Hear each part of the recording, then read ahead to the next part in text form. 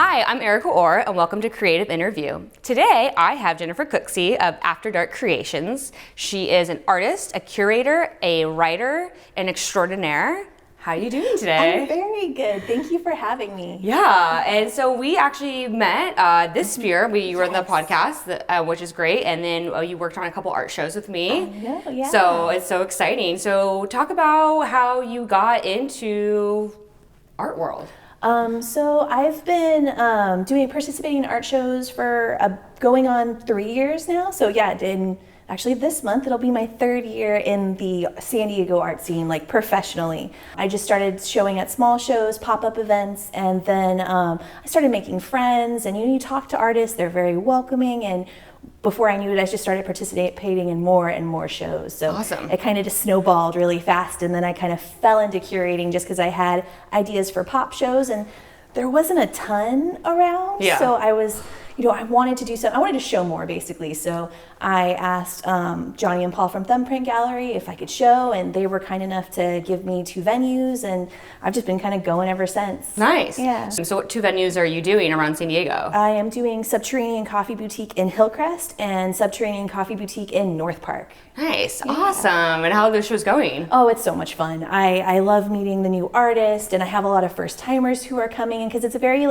casual and relaxed way to enter the art world. I kind of keep it low pressure, and so some of the artists are sort of new and nervous, and I try to create a very calming, relaxed atmosphere for them. So it's really fun and enjoyable, and I love thinking of new show concepts every month and trying to do something different or unique or picking up on the themes of what's going on in pop culture right now. Yeah. And I always feel like a lot of the curators that I talk to, I always feel that half of your guys' job is not only putting up the show, but also guiding new artists, right? Yeah, and making yeah. sure that their confidence level is up, because it is a little terrifying to show your work. Oh, absolutely. I was that terrified artist sometimes still. I'll go to a show and I'll be like, oh man, I'm kind of out of my league here. You get that feeling, but I think everyone's so nice. I haven't met any egos in the community or anyone with a bad attitude. They're all just so welcoming and embracing that it makes it a lot easier. It's more in your own head than it is actually in the community. You have to kind of get over your own fear and anxiety, and kind of just everyone around you super supportive. Remind yourself that just being near them is going to make you a better artist. They're going to help you and up your game, and you're just surrounded by that creativity and positivity. It makes a big difference. Yeah, I don't remember the exact quote for it, but it was basically when you're in your 20s, you're worried about what everyone's thinking about you. In your 30s, you're worried about what you think about yourself, and in your 40s, you realize that no one is actually thinking about you. Yeah, I thought that'll be nice. That's a good way to look forward to 40, I guess. Yeah, you get through that. Yeah, I jumped through that insecurity of my 20s, and now I'm in that part where I'm 30s, where I'm just like, oh man, I should be here, or I should be there, and I keep kind of jumping at myself with those benchmarks that I'm just kind of not hitting, but I'm trying to let go of that and enjoy where I'm at in the moment, because where I'm at is a great place. Exactly. And there's nothing wrong with having benchmarks of goals, and there's nothing wrong with not being able to hit them. Yes. And if you don't hit them, how I always look at it, if you don't hit them, then you just kind of look at what can you be doing or pivoting to hit them. Absolutely. And it's a learning process. I think failure is one of the best teachers we can have. With art and everything else. If something's not working, if art's not selling, you have to kind of look around you and readjust. And so I think that kind of willing to learn and being flexible is super important. It's vital to doing what we do, I think. I think it's vital, vital to success and vital to your own, what's the word I'm looking for? Your own calm mental state. Yes, right? Absolutely. Yes, absolutely. Yeah, your mental well-being kind of needs that. Absolutely. Yeah. Well, and the reason why I wanted to bring you on today specifically is because your genre is horror pop art. Yes. Yeah. I don't have a horror piece today, but all the rest of my stuff. I wanted to bring something colorful. I was like, I could bring a monster, but I might as well bring Louise, because it's kind of happy and fun. And it's pop art as well. It's pop art, yes. Yeah, it's very poignant, and I love Bob's Burgers. So I was like, you know what? I'll bring Louise. Why not? Yeah, So, that's awesome. Yeah. I'm a horror pop artist. I absolutely love horror. It's my favorite genre. When I write for the horror genre. When I listen to music, I listen to horror punk. Pretty much anything horror, I'm just all about, except for clowns. One day, do you think you're ever going to make a clown? Maybe if someone wanted to pay me 10 grand. maybe for just an exorbitant amount of money. Maybe it'll help you get over the fear. Doubtful. I tried to read it, hoping that the exposure to it would like ease the fear, but instead I just had months and months of clown nightmares. So I don't know if I'll ever be able to get over it. Although I did for Horrorgasm, we're actually prepping 2019's Horrorgasm, which is October 26th at Queen Bee's Arts and Culture explain Center. a little bit what Horrorgasm is. Okay, yes, I should. Yeah, Horrorgasm is a multi-art and entertainment event that celebrates all the genres of horror, from slashers to supernatural. It kind of celebrates all of it. So it's a fun event, but it features an art show. We'll have vendors. We'll have live entertainment and DJ. So we're going all big. What kind of live entertainment? So music, we are attempting to get a haunt underway. So having people kind of dressed in costume and scaring other people. Not mean. It is we do have a 21 and up section where there will be like themed cocktails and stuff like that. That'll be more gory and horror themed. It kind of get a little more adult scary. The rest of the thing is kind of family friendly. Okay. So we're not going to be like terrifying children. That's not our goal. We want to ease them. I mean, is it really though? Yeah. No, I mean, it may be a little bit, but not in a traumatic kind of way. Right. Yeah. But yeah. You know, it'd be cool too if for the live entertainment you had like some performance art with like monsters and stuff. Yeah, we were looking into. There's a troupe of zombie burlesque dancers, and so we're trying to get a hold of them. There's a few other creative groups in San Diego that do like cosplay and horror themed stuff, so we're reaching out to them right now. Hopefully in the next few months we'll actually start really securing our entertainment, have our lineup all set, because we are working on the website.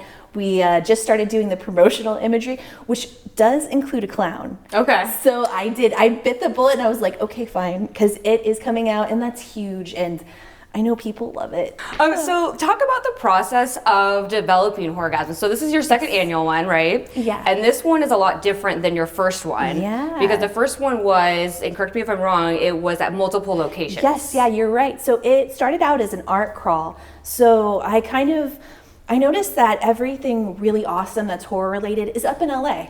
So they have conventions, the industry is really up there huge, but we have a giant community here in San Diego that loves horror, and artists who, like to dip their toe in horror, especially in October.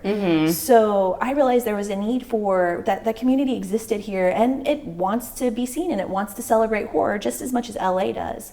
So I wanted to start off with a crawl, something to see. It was kind of our litmus test to see if there was an audience for it. And sure enough, man, there was. Awesome. Lots of people came out. We were surprised by our numbers, and the community support was fantastic. And the artists they pulled out all the stops. It was some of the best art I've seen. Doing shows at that point for the whole entire year, I was blown away by what our artists did. So I decided, as a collective, Nixie Von Rose, Melody Los Cobos, and Atiba Royster and I all kind of teamed up last year, and we all hosted different locations. And this year we thought maybe doing it bigger under one venue would be the idea. And eventually we want to turn it into a convention. Like, that's our eventual goal. That's like big, lofty future goals, but we would love to get there one day. That's awesome. So that's kind of the plan. But yeah, this year it's all in one spot. It's a one-day event. And again, we'd like to make it multiple days eventually and really turn it into something huge. But we're just beginning, so we're learning and kind of developing. Yeah. What has been the biggest obstacle so far about developing this new event? Not too much. Maybe just kind of like tempering expectations, because all of us are dreamers. I mean, that's a big characteristic of artists. We all kind of, we look to the future and we're full of hope and excitement. And so, it's kind of think about this year, be in this moment, and not jump too far into the future, because there's a part of me that, I can't wait to have like a huge space and it's be this giant thing, but that's a few years away. We still have a lot of growth and development to do to get to that point. But other than that, all of us are highly motivated, very organized. All of us have a really good business sense. So in regards to getting it off the ground, planning, organization, we're on point with that. That's awesome. Yeah, and I think that's really smart of you guys to make sure you're not biting off more than you can chew, because that can be one of the biggest mistakes that entrepreneurs make. They expect expand too quickly. And then you can't really get what you want. Yeah. Exactly. And we want to be sure to give the best we can to the public, and horror fans, they deserve our best. So we have to learn how to do this. You know, we're kind of self-starting, especially because there's nothing like that here in San Diego. So since it's so new and it's something totally different, we want to make sure we're doing it right. Well, speaking about your artists that you represent, what about your art? Oh, all right. So my art is all kind of pop, horror pop. It's very what's happening now in pop culture. So like television shows, movies.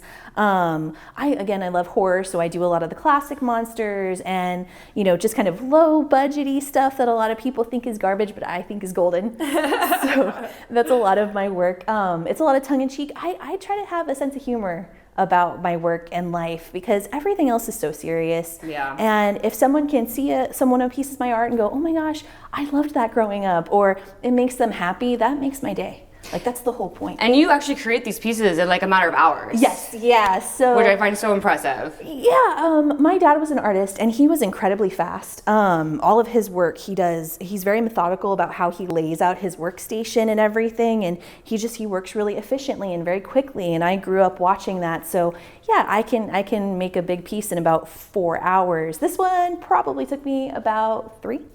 Wow. Yeah. And then in addition to doing those 4 hours, you film it as you make it, correct? Yes, and yeah. then you put it into a YouTube channel. Yes, yeah. Or yeah. YouTube video on your YouTube channel. Yes, yeah. So I started in March. I started a YouTube channel where I speed paint. I talk about the shows or the films, TV shows, even now music. I got into talking about like albums that influenced my work and bands and stuff like that. So I've moved on to just talking about like art and movies and basically all of pop culture that I really love and that affects me. So yeah, I speed paint, you hear me talking, and it's kind of a fun way to see it. And I just like sharing my work with people.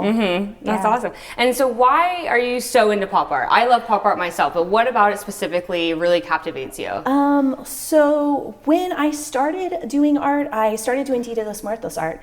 It was after my mom passed away, and I wanted a connection to her culture because mothers are the keepers of culture. And so we were raised, you know, with this beautiful Hispanic culture, and my mom is Chicana and she was very proud of that fact. So we grew up that way. And when I lost her, I realized that I lost part of the connection to that culture.